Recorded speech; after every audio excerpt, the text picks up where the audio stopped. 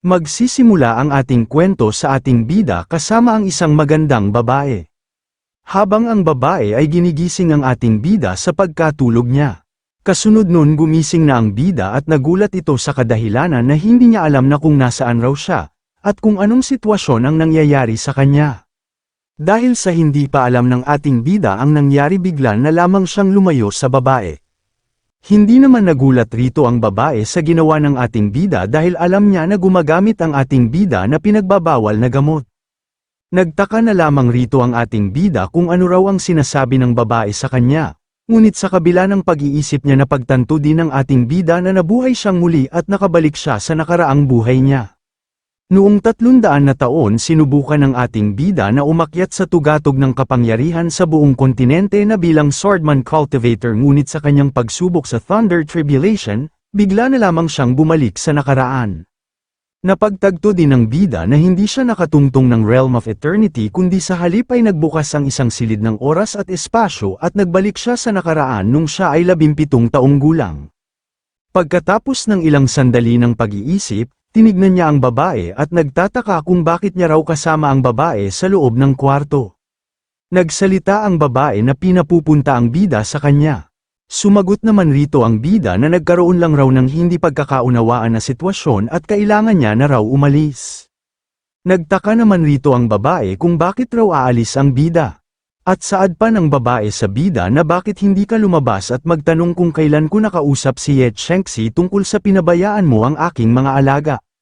Sa mga sinasabi ng babae sa bida sa kanya wala na lamang itong pakialam at tuloy-tuloy lang itong umalis, habang ang babae ay tinitigan niya lamang ang bida ng masama. Sa ginagawa ng bida sa kanya bigla na lamang niya itong hinawakan at pinigilan. Nagtaka naman rito ang bida bakit raw ang lakas ng babae. Gumanti din agad ang bida sa pagkakahawak sa kanya at sabay hawak sa kamay ng babae at sa hindi inaasaang pagkakataon bigla na lamang may lumitaw na yin energy na nakapalibot sa kanilang dalawa. Nagtaka naman rito ang babae dahil nakaganti raw ang bida sa kanya at sabay lakas pa nga nito ng kanyang aura para mapabagsak ang bida. Habang ang bida ay hirap na dahil sa kanyang mahinang katawan at wala siyang magiging laban rito. Katulad ng inaasahan ng babae napabagsak niya rin ang bida. Ngunit sa hindi inaasaang pangyayari bigla na lamang nakabuelo ang bida dahil din sa naging karanasan niya sa kanyang nakaraang buhay, at sabay may napansin na ito na isang school uniform. At dali-dali niya naman itong kinuha para siya ay makatakas na sa malupit na babae. Nagtagumpay naman rito ang bida sa ginawa niyang pagtakas. Napasabi na lamang ang babae habang ito ay namamangha dahil nagawa raw ng bida na makaligtas sa kanyang momento. Ngunit ganun pa man hindi nga raw makakatakas si Chu Qing sa kanyang lakas. Balik ang eksena sa ating bida habang ito ay naluluha dahil sa loob ng 300 na taon makikita niya na raw ang kanyang mga kaibigan lalo na ang kanyang pamilya. Sa kabila ng kanyang iniisip bigla na lamang siyang may narinig na nag-uusap na isang lalaki na nagaanyong babae na nagmamakaawa sa babae na bilhan niya raw siya ng mamahalin na gamit. Sumang-ayon naman rito ang babae at sabay yakap naman ng lalaki na parang babae na nabilhan ng pampaganda. Nagtataka naman rito ang bida. Sa kabila ng kanyang iniisip sa mga nakita niya, bigla na lang may lumitaw na isang maskulatong babae na pinapatabi ang bida sa daanan. Napamura at naguguluhan naman ang bida kung ano raw ang nangyayari sa mundo at nagtatanong sa kanyang sarili kung saan raw siya napadpad. Dahil ang mga babae sa mundo nito ay ginagampanan ng dapat na trabaho ng mga lalaki. Lumipas ang mga ilang araw, habang ang ating bida ay nagbabasa sa isang silid aklatan para masuri ang mga bagay-bagay na nangyayari sa mundo ngayon. Noong mga nakaraang panahon, nangyari sa pagitan ng ang panahon ng spring at taglagas may nangyari na isang cataclysm. Ang kaganapang ito ay nagbago sa pisyolohiya ng mga babae na nagkaroon sila ng kakayahan maging malakas kesa sa mga lalaki.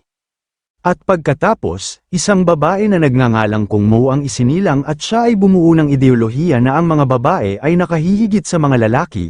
Ito ang naging sanhi ng pagbabago sa imperial na kapangyarihan mula sa prinsipe patungo sa prinsesa. Kaya sa ika-21 siglo, sa paglago ng society, ang ideya ng kababaihan na superior at kalakihan na inferior ay nagsimulang magbago, ngunit sa kabila nito, ang ideya ng pagpapahalaga sa mga kababaihan higit sa mga lalaki ay patuloy na umiiral. Kapag may kasalukuyang relasyon na labas sa pag-aasawa, ang lalaki ay itinuturing na walang kwenta at malubhang kasuklam-suklam kaya dito sa mundo ito normal para sa mga babae na manghabol ng mga lalaki. Sa mga nalaman ng bida na nagpagtanto niya rin kung ano na talaga ang umiiral na batas sa mundong ito, saad niya din na nag-alala kung epekto din ba ang kanyang pamilya sa pangyayari na ito. Nalipat sa kabilang banda naman habang ang ating bida ay nakauwi na sa kanila. Tuwang-tuwa naman rito si Chu Qing dahil nakikita niya ang kanyang ama na buhay sa kanyang harapan. Sa sobrang kagalakan ng kanyang damdamin bigla niya na lamang itong niyakap ng mahigpit. Nagsaad naman ang kanyang ama na pagkatapos ng klase mo ay pupunta ka sa bahay ng kaibigan mo at ngayon pumunta ka na baka magiging huli ka. Sa hindi inaasaang pangyayari bigla na lamang siyang may naamoy na pangbabae na pabango sa kanya. Nabahala naman ang kanyang ama rito at nagsaad ito mapanganib para sa isang gwapong batang katulad mo na lumabas kahit nakasama mo ang mga kaibigan mo, kailangan mong maging alerto. At nagsaad pa ito na may pinapakita sa dyaryo na isang 15 taong gulang na batang lalaki, na pinaniniwalaan na ang kanyang babaeng kaklase ay ginahasa niya ito at ang video ay kumalat. Wala na lamang nasabi ang bida sa nalaman niyang kababalaghan sa mundong ito. At sinabi din ng kanyang ama ang kapatid mo ay naglalaro lang sa bahay buong araw at nagtapos siya mula sa isang hindi kilalang universidad at hindi makahanap ng trabaho. Well, hindi kami umaasa ng marami mula sa kanya ng iyong ina, pero dapat kang pumasok sa isang magandang universidad dahil bata ka pa, at huwag ka sana maloko ng mga masamang babae. Nagsalita naman rito ang bida na huwag na raw mag-alala ang kanyang ama, at tinanong kung saan raw ang kanyang ina. Sumagot naman ang kanyang ama at nagbuntong hininga na nasa business trip raw ang kanyang ina. Sinabi ng bida sa kanyang ama na kakain na raw sila, at tatawagin niya raw ang kanyang kapatid.